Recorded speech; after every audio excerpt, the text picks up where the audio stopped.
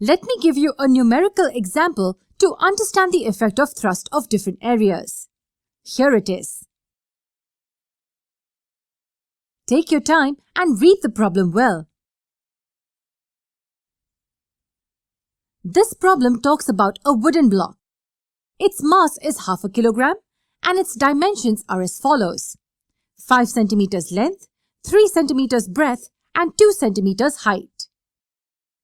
Now if you look at the wood carefully, you can see that there are different ways in which it can be placed on a table. And this particular problem talks about two separate cases. Case A, in which it's placed on the 5x3 face, and case B, in which it's placed on the 3x2 face.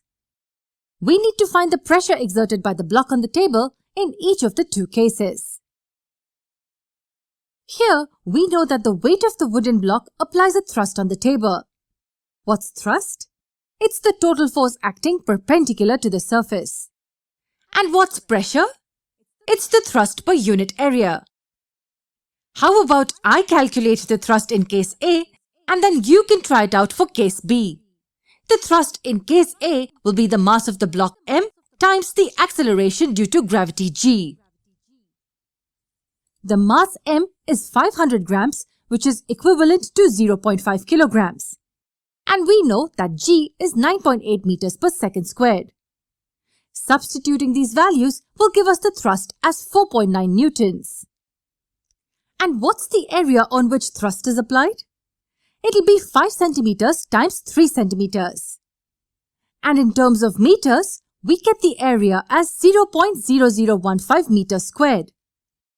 Substituting these values here will give us the pressure as 3266.66 newtons per meter squared.